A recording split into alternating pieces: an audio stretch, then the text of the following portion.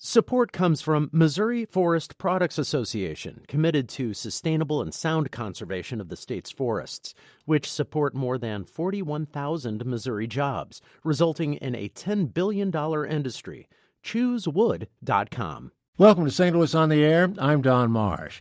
The pressure is mounting on Governor Eric Greitens following his admission of an extramarital affair. There have been several calls for him to resign. There's no indication he will heed them, but there is likely political fallout and damage. Joining me to take a closer look at the impact on government and state business are St. Louis Public Radio's new political editor, Fred Ehrlich, whom we welcome to our station and welcome to this program. Fred, great to have you with us. Thank you, Don. Also with us is political reporter Jo Mannies. Hi. Hi. Okay, here we go. It's been, almost 2 weeks now, I guess, since the word came out. About 10 days. Something like that. Joe, I'll start with you. How is it impacting government to this point, or is it, this whole scandal? Well, I think Fred has a more detailed list, but basically the bottom line is that things are maybe a little slower, and there's all this talk in the halls and in offices about stuff, many of which is just rumors. And I want to emphasize I really don't want to get into rumors because there's always rumors about stuff. But for the most part, they've been trying to do, quote, business as usual. But there's this all in the back of the minds is what may or may not happen. One of the key things is that the governor, it's not like the governor is roaming the halls lobbying people. He's not doing that. The few statements he's put out have been on social media. He just tweeted something a little bit ago saying he found a few more state cars they're going to get rid of. So he's basically, he's been in hiding and actually until the last 24 hours. But he hasn't done the big mea culpa or the big press conference or any of that, just written statements. Right. Fred Ehrlich, you have a list. Well, I completely agree with Joe. I mean, we're not at a standstill, but we're not moving at normal pace either. The House did move forward a bit. It sent bills on lobbyist gifts, human trafficking, and hair braiding to the Senate this week. Senate Floor Leader Mike Kehoe said he expects action on the lobbyist gifts soon in the Senate, and Senate Pro Tem Ron Richards said he doesn't think the scandal has really affected business in the Senate. Of course, I'm not buying that. They're going to say that publicly, but we know that it's just not There's obviously no momentum from the State of the State speech. That all got buried on the same night as the allegations came out. The tax reform statewide tour is on hold, and there's no budget, although we may get one on Monday. Well, the statewide tour was something that he was counting on to build public support for the tax plan. Now we have a couple of bullet points, and that's all anybody knows about it. Right. It's very general. And as I've mentioned before, his tax cut proposal, which is not, he hasn't put any details out, would be on top of the tax cuts that were approved by the General Assembly and signed, over the objections of then Governor Jay Nixon in 2014. That's still being put into effect. And then the state knows that there is an impact from the federal tax cuts that were approved in December. The estimates vary, but the last numbers that came out of the budget division showed that for the current budget that we're in now, they're revising the estimate down so that the state expects to receive from all sources about $150 million less, which means that could be $150 million more in budget cuts or cuts in programs that might have to be made before this fiscal year ends at the end of June if other things don't improve the bottom line. So his tax cuts would be on top of that. So that's got some legislators concerned, even some of those who publicly say they have to be for tax cuts. And some of them may be thinking that they might not be dealing with this governor. They might be dealing with the gentleman who now holds the number 2 position. Yeah, well, they have to keep that in mind. Yeah. And as we've written and my colleague Jason Rosenbaum has written, there's a number of policy differences between Governor Eric Greitens and Lieutenant Governor Mike Parson, even though they're both Republicans. Parson is a former state senator. He has good ties with many of the people in the General Assembly, unlike the governor.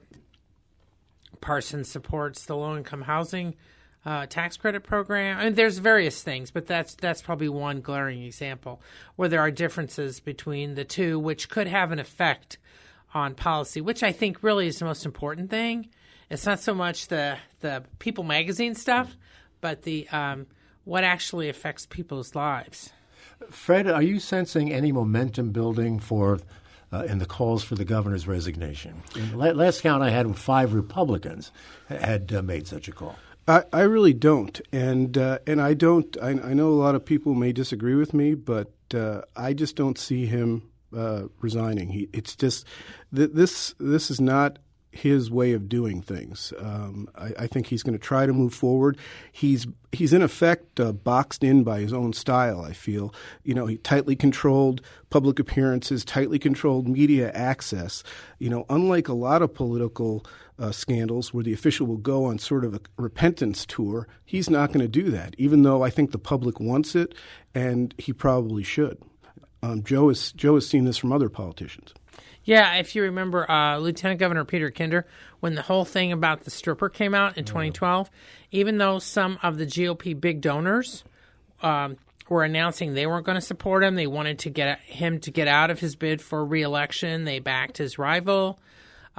What Kinder did was that he did 4 or 5 one-on-one interviews with reporters. I was one of them, and he answered any questions, whatever. I had a really long story, Peter going into his relationship with this ex-stripper, and he survived it. I mean, it was titillating for a few days, but then he survived it. And by the time that he ran for governor in 2016, it was mentioned, but it wasn't a big deal. In some ways, this reminds me a little bit, although I want to emphasize there's big differences, between the last high-profile governor, which is probably Eliot Spitzer of New York, if you recall. Shortly after he was elected, there was all this big hope on what he would mean. He was a Democrat. Turned out he'd been visiting strippers, was client number 9, and prostitutes, sorry, and which was illegal, which was a whole different thing. And of course, he had an image of a law and order guy. Now, so in some ways, what's hurt Greitens is that his image as this family man, with these pictures with him, his wife, and his 2 little children, all that has been a centerpiece of his campaign. And all these reports that may or may not be true, and I want to emphasize, he has not been charged with anything illegal. So that's where he has taken a hit. So that's why it reminds me a little bit of the New York case. And then there's Mark Sanford also, who took that famous non-trip down the Appalachian Trail, and when actually he was in Latin America with his mistress. He's been since elected to Congress. Yeah. Even though he was forced out as governor, he's now in Congress. So, yeah. And Don, I don't see these rumors slowing down. I mean, they're just going to keep swirling. Rumors that there are other women. Right, okay. Right. And, we have very strict guidelines on what we're going to report here, and we're not going to report on rumors. We're only going to report on facts from reliable sources. But the governor's attorney just issued another statement today in response to rumors that the governor is going to resign today, because that's been the big rumor overnight and into the morning. He said there's zero truth to that. He's not resigning.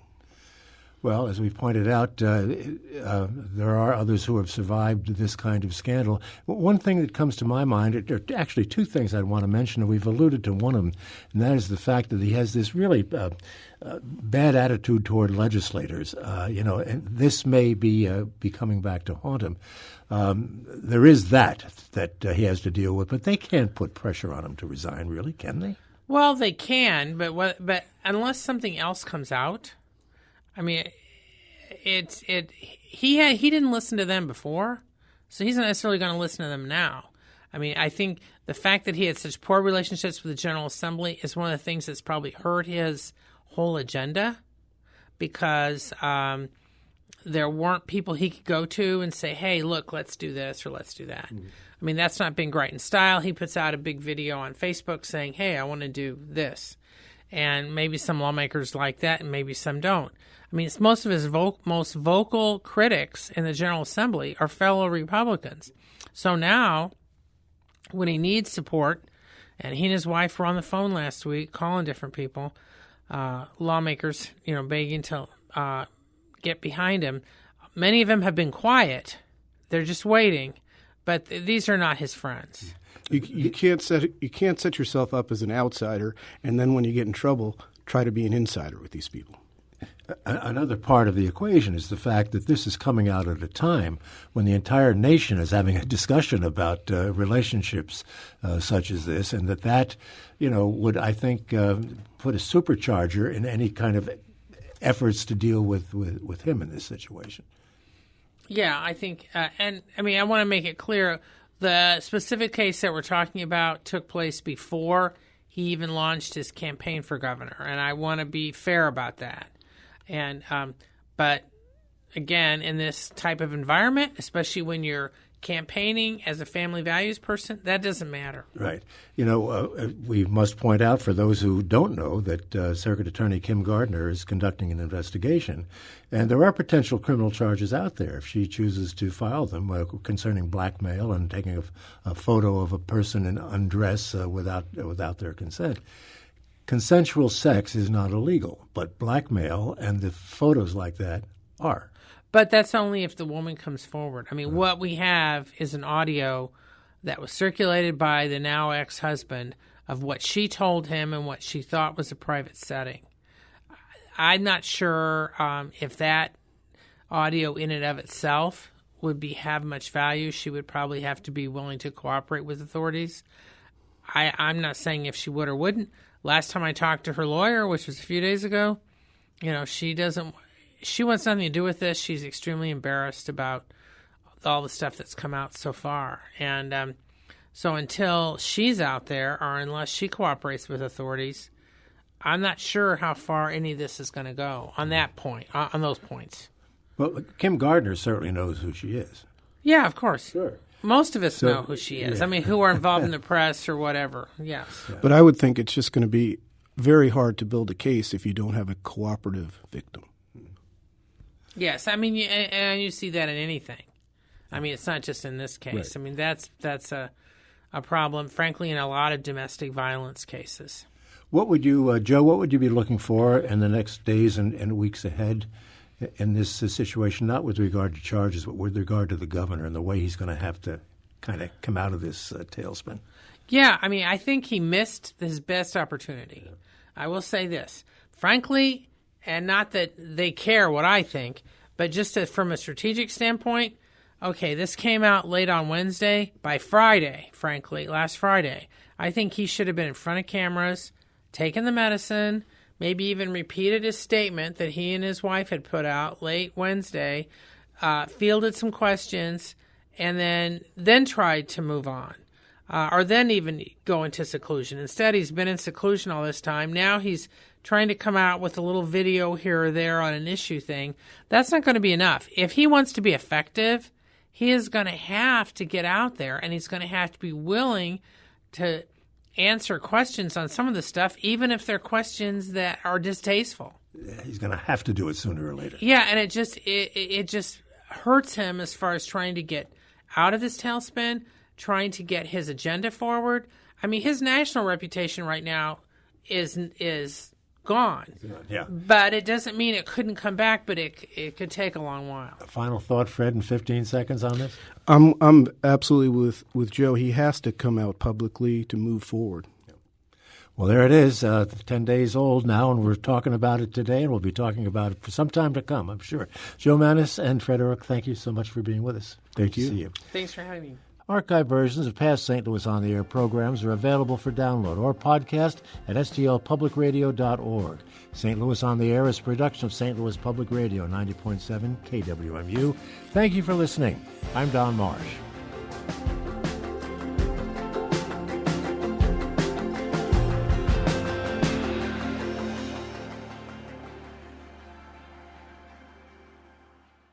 Support comes from the Missouri Forest Products Association, providing more than 41,000 jobs in the production of wood pallets, railroad ties, white oak barrels, hardwood floors, and more. Details at choosewood.com.